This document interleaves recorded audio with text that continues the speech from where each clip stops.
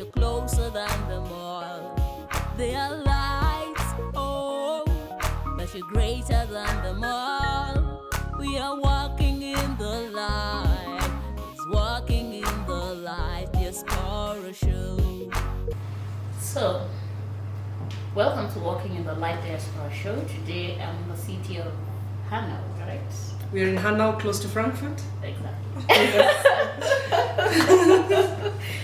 Yes, so I'm here to interview one hardworking lady, very innovative. I can call you that because of a lot of things that you do.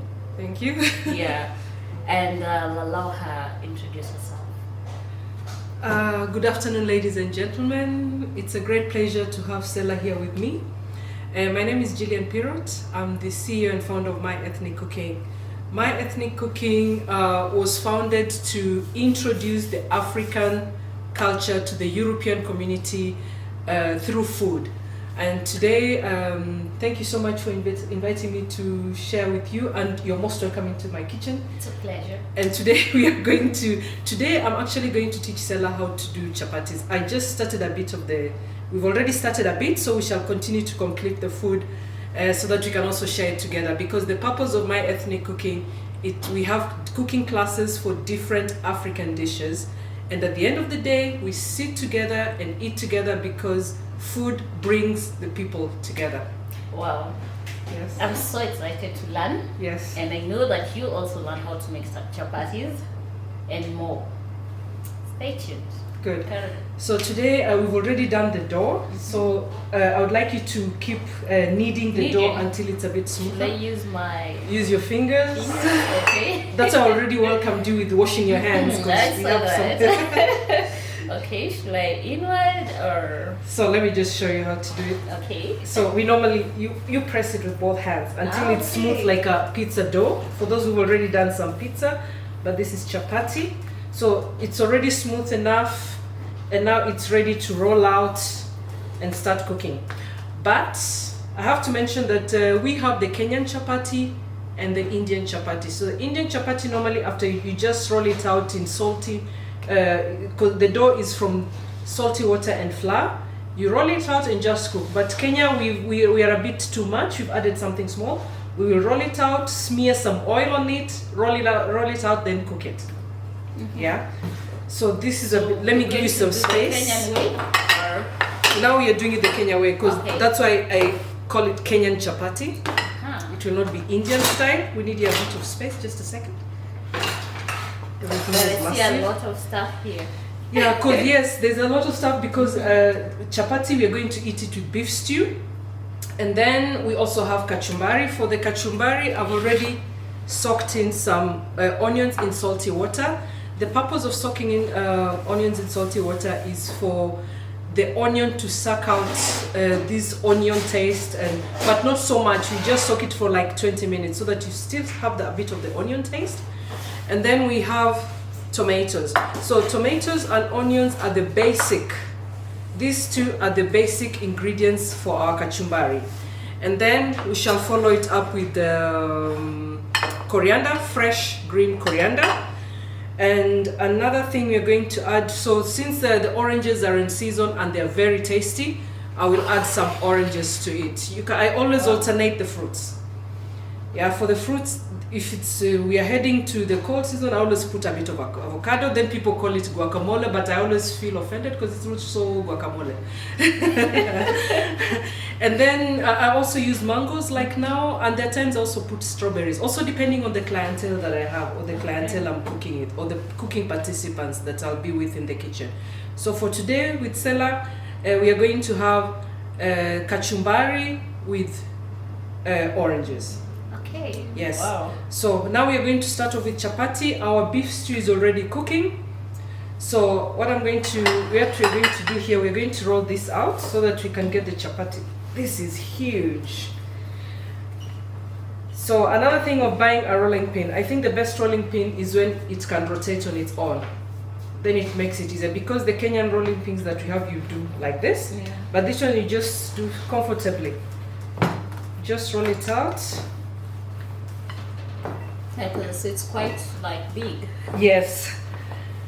But now, so you roll out a big dough, and then in this case I want to put in some oil. Just very little, not a lot.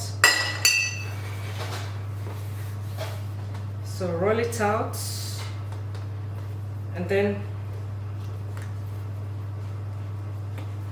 the Kenyan style chapati. Now it has mixed itself in completely. Okay, it's not so bad.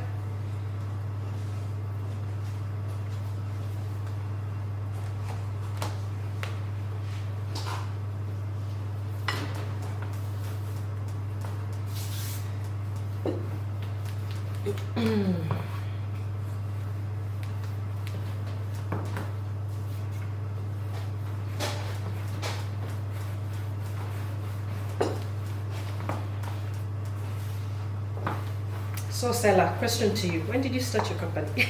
My company? Yes. I started last year. Yes. January. Okay, but I also see you do a bit of gospel music. Yes. Okay. Gospel artist. Yes. I also do poetry. Mm-hmm. Yeah.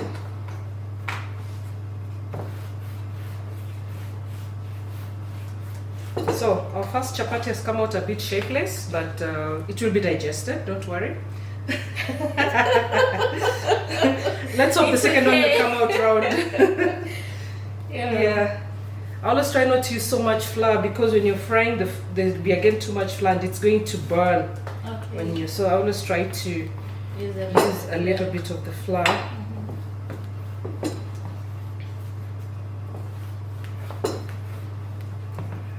On the rolling pin, is grabbing onto our chapati. It's not letting go. So, what motivated you to start My Ethnic Cooking? Cooking is actually my hobby, and it was a coincidence when I started it because I used to meet with my friends from different African countries. We would visit each other in our homes. We cooked different dishes from different countries, and at some point we ended up having guests also from the European, like the Germans were also coming in, Russians, Romanians, all this, the mixtures. And at some point, I got a client who just made an inquiry and told me, our father is celebrating his 50th birthday, would you please come and do something for us? At that time, I didn't even know how much I was going to charge. And when I went to the home, I just carried my ingredients and we prepared catering, and I ended up cooking together with the family.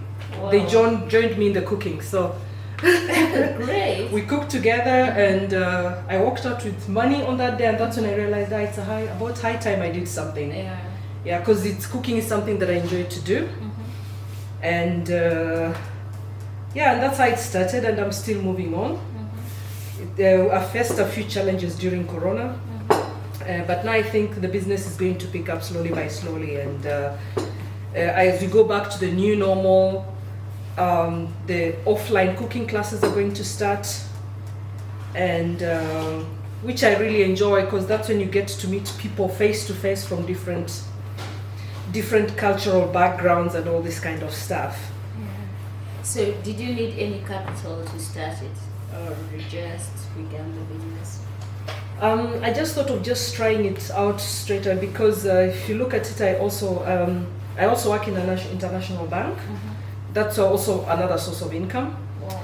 And I just decided to start slowly, but just baby steps. I was not just going to go so big at one go, just little by little, slowly by slowly.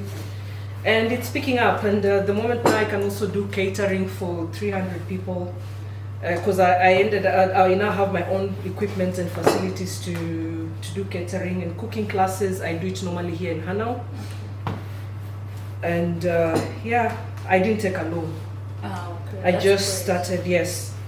I just thought, let me start slowly, small, you know. Okay.